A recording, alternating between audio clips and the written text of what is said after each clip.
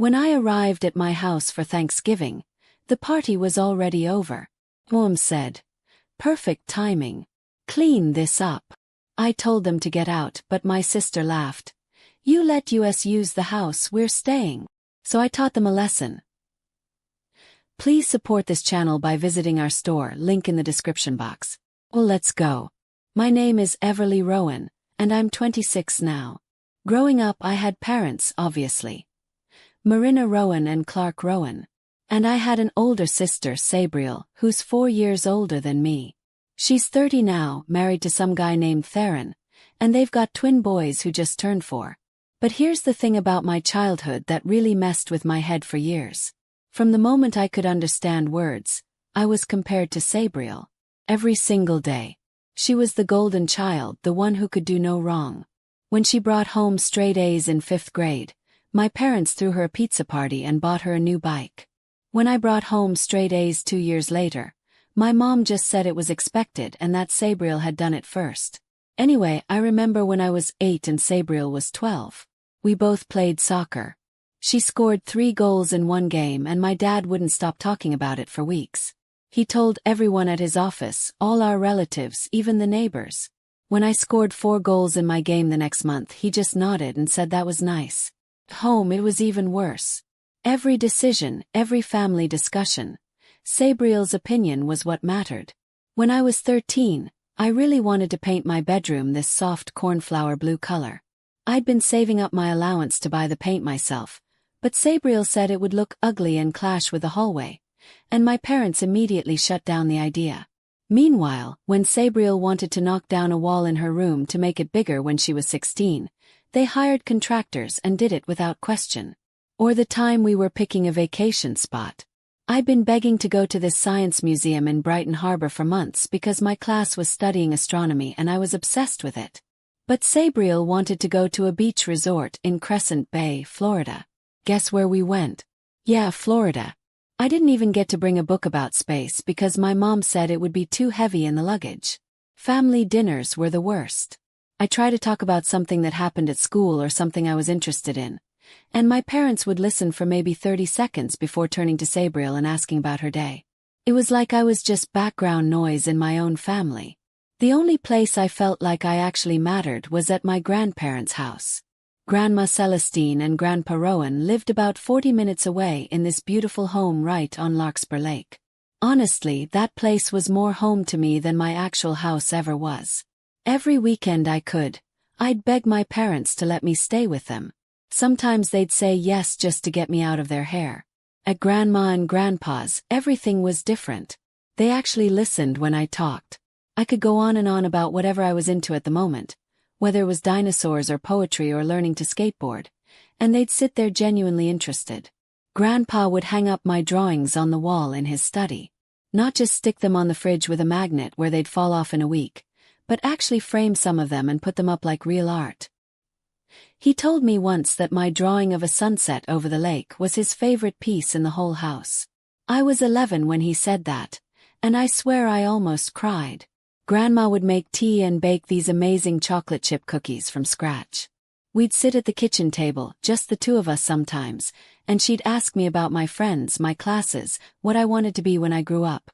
She never once compared me to Sabriel. Never once said I should be more like her. At their house I was just Everly and that was enough. When I graduated high school I wanted to go to university. I'd worked hard, gotten good grades despite the lack of encouragement at home, and I'd been accepted to a good school with a program I was excited about.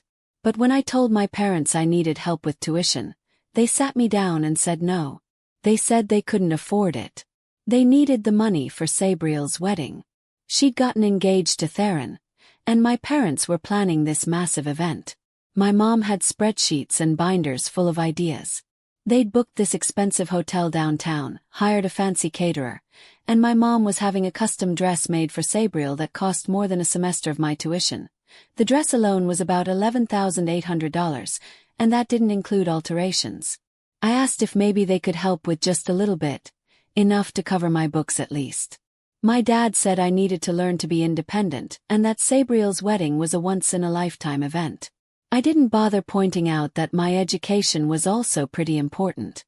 So, I took out student loans, big ones, around $68,000 total, the kind that would follow me around for years. I signed all the papers myself, moved into a tiny dorm room, and started classes while working part-time at a coffee shop to cover my living expenses. The wedding was insane. I'm talking ice sculptures, a 7-tier cake, a live band, flowers everywhere. There were like 200 guests. Sabriel looked beautiful, I'll give her that. The custom dress was gorgeous. My parents looked so proud walking her down the aisle.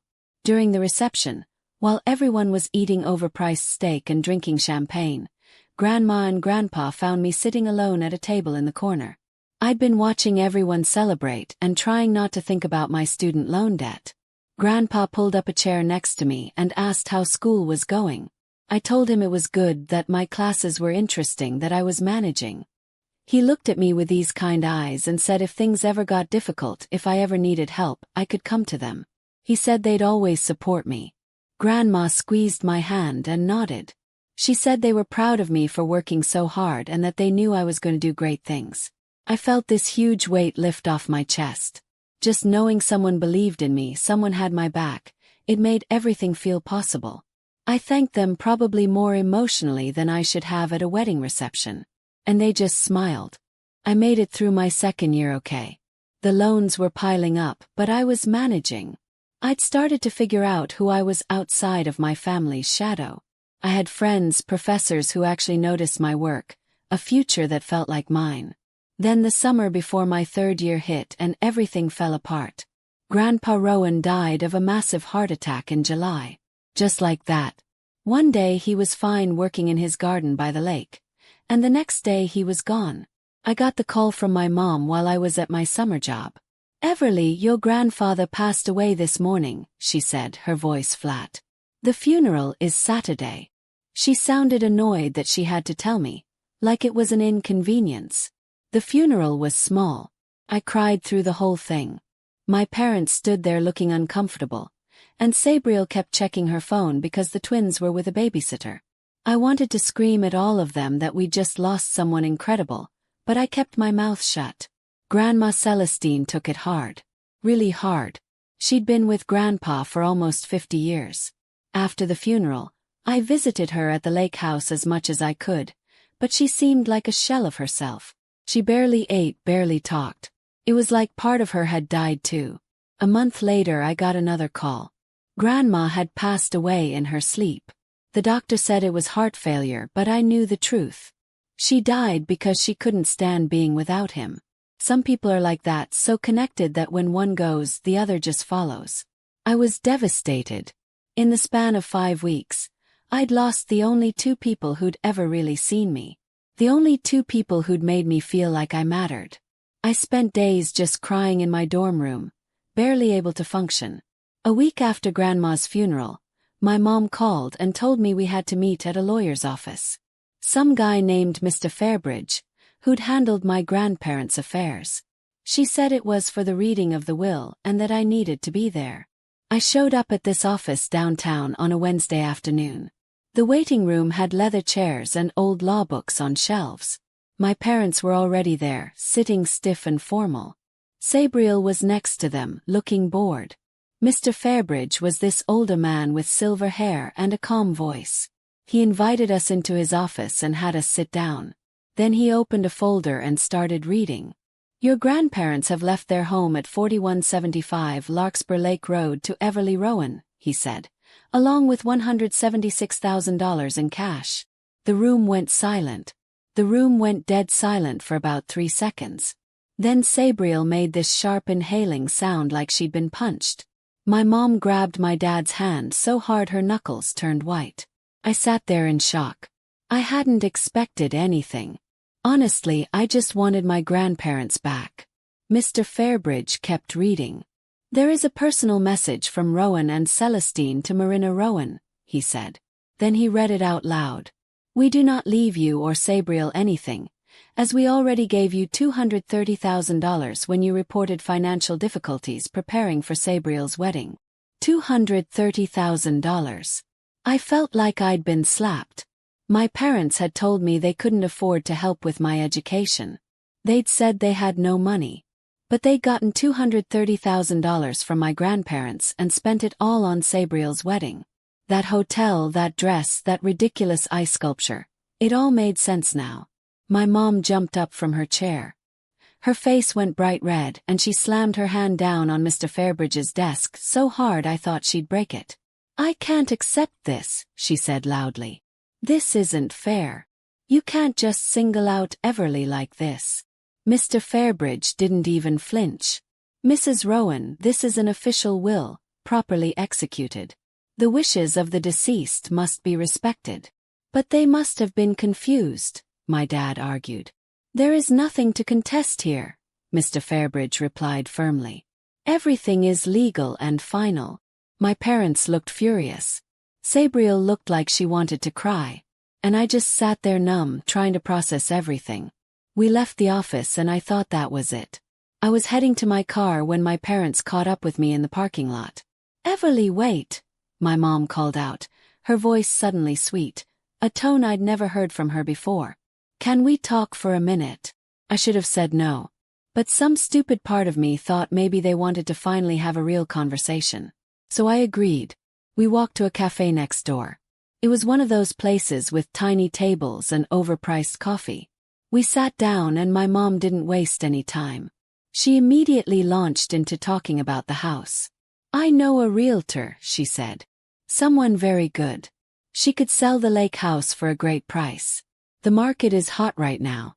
You could make a lot of money." My dad jumped in. "Maintaining a house is expensive, Everly. Property taxes, repairs, upkeep. It's too much for a young woman to handle, especially a student." Sabriel nodded quickly. "You're not going to live that far from the city anyway. It would be smarter to sell and use the money somewhere more convenient." Then my mom reached across the table and took my hand. She leaned in close and whispered, "We're family, sweetheart. Family helps each other. Selling the house would be the responsible thing to do." I looked at her hand on mine. I thought about all the times she'd ignored me, dismissed me, chosen Sabriel over me. I thought about the $230,000 they'd spent behind my back. I thought about my grandparents and how that house was the only place I'd ever felt loved. I pulled my hand away. "I have no intention of selling the house," I said clearly and firmly. "I want to keep what my grandparents left me. It means something to me."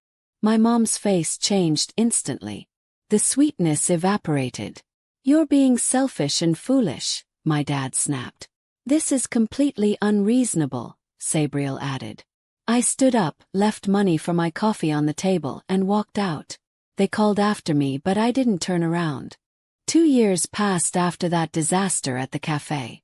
I focused on myself for the first time in my life. The money my grandparents left me, I didn't waste it. I opened an investment account and put most of it there. I used some to pay for the upkeep on the lake house, property taxes, and basic maintenance. For myself, I only bought what I actually needed. I finished my last 2 years of university and graduated with good grades. Then I landed a job at this marketing firm I'd dreamed of working for since junior year. It wasn't some big-name corporation, but it was respected and the projects were interesting. I was proud of myself. I rented a small apartment in the city. Nothing fancy, just a compact 1-bedroom with enough space for me and my things. It was mine and that mattered. I didn't let the lake house sit empty.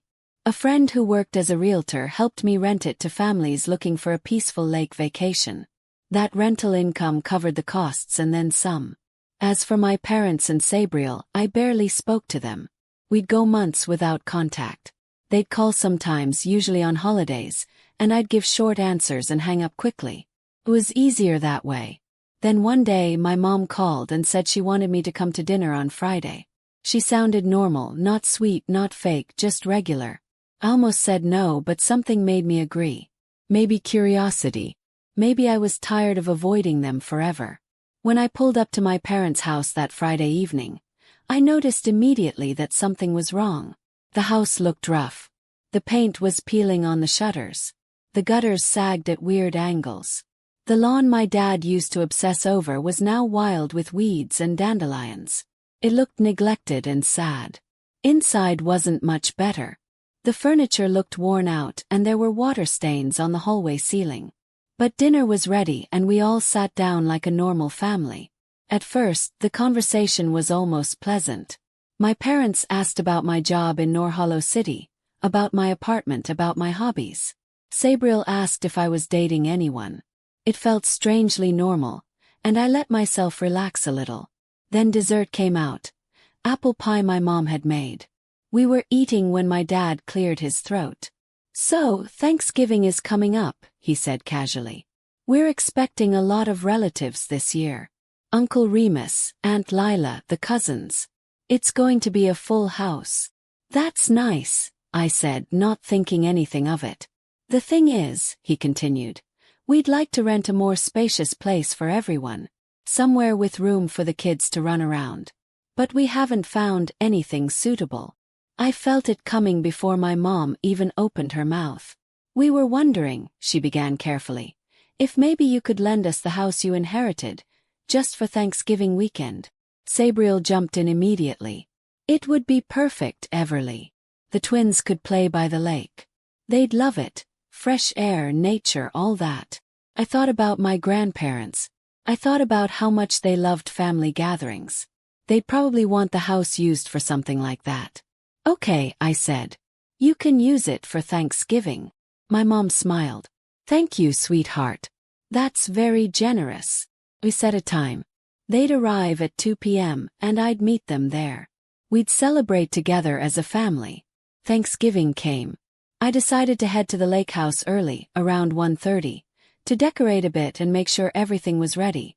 But when I unlocked the door and walked inside, I froze. The party had already happened. Dirty dishes everywhere. Plates stacked in the sink. Cups on every surface. Food stains all over the tablecloth. My wooden dining table had cigarette burns on it. Actual burned marks.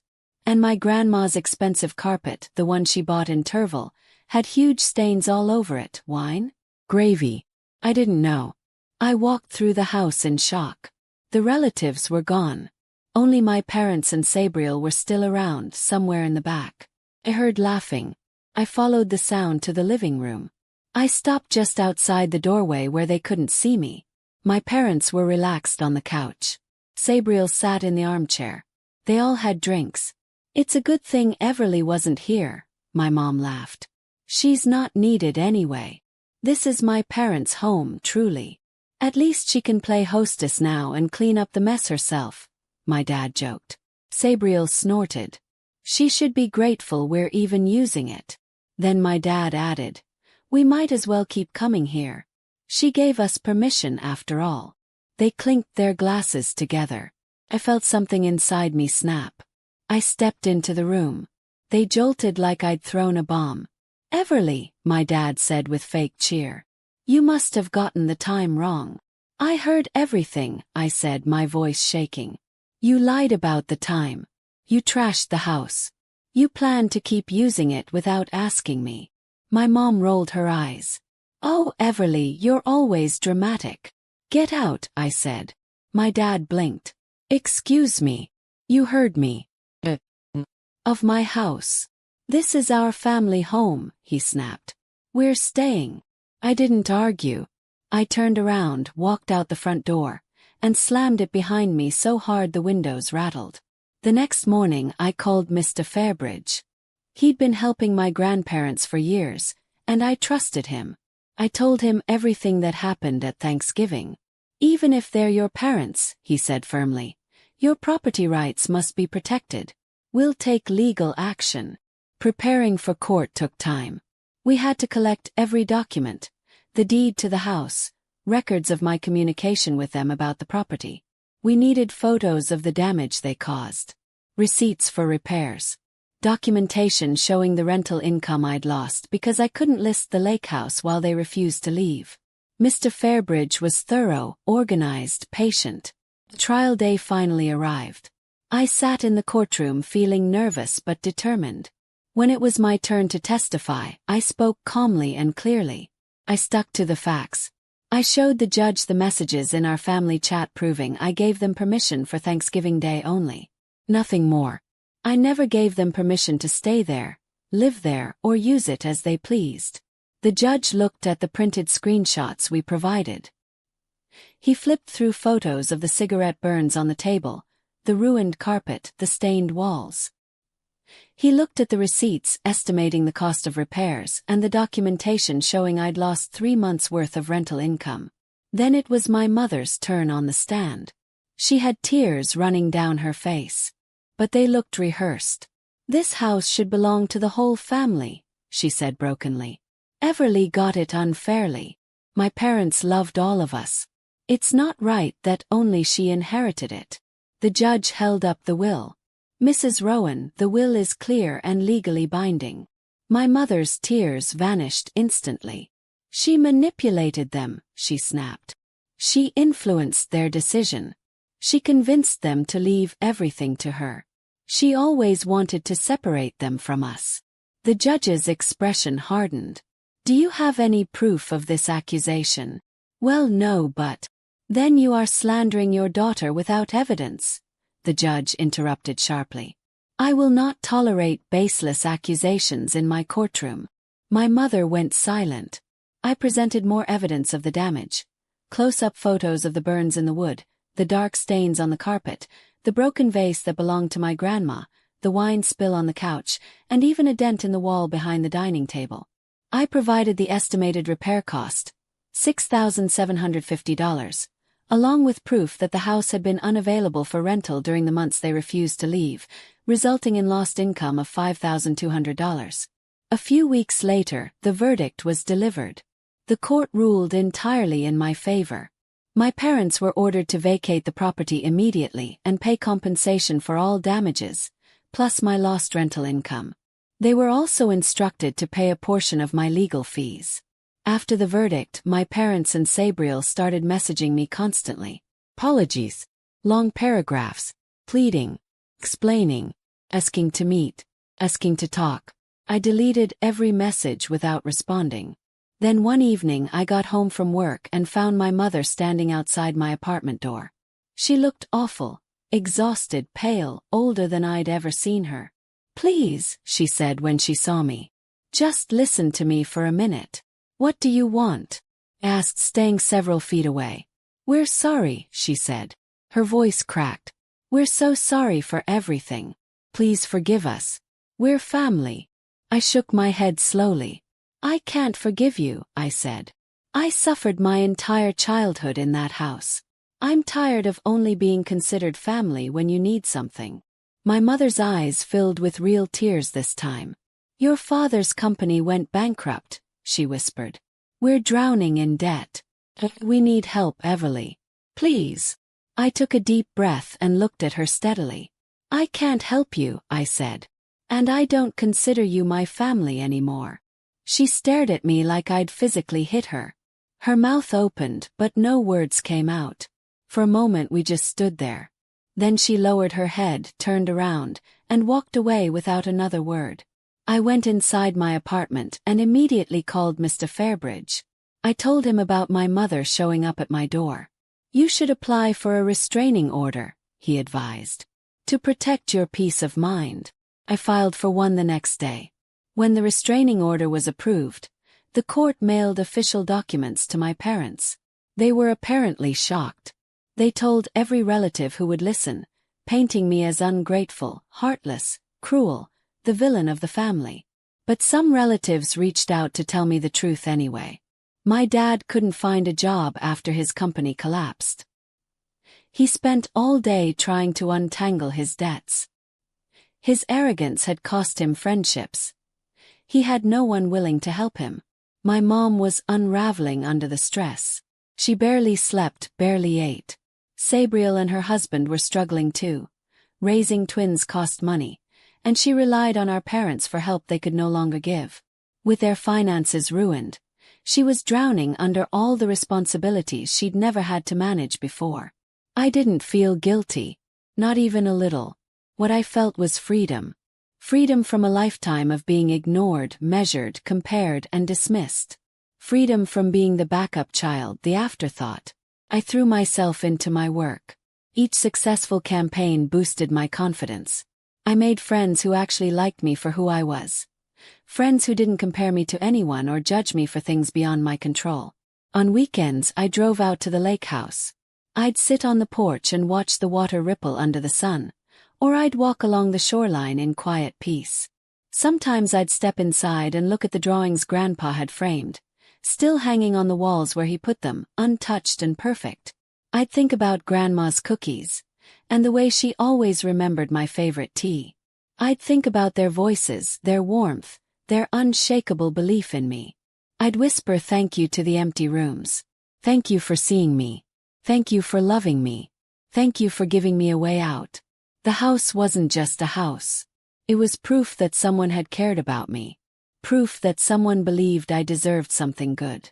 Proof that I mattered. And now, finally, I was living the life they wanted for me. A life where I was safe. A life where I was valued. A life where I was happy. Actually, genuinely happy. And I had built it all on my own terms. End of part 3.